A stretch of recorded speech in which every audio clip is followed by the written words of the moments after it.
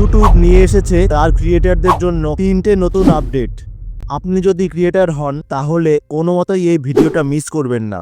Video শুরু করার আগে বলে রাখি, ভিডিওটা ভালো লাগলে ভিডিওটাকে লাইক করে চ্যানেলটাকে সাবস্ক্রাইব করবেন। প্রথম আপডেটটা হলো সেই সব ক্রিয়েটারদের জন্য যারা ইউটিউবে শর্টস আপলোড করেন। ইউটিউব কিছুদিন আগে শর্টসের জন্য পার্সোনাল এআই নিয়ে এসেছে, যার মাধ্যমে আপনি ইউটিউব অ্যাপেই এআই জেনারেটেড ভিডিও বানাতে পারবেন।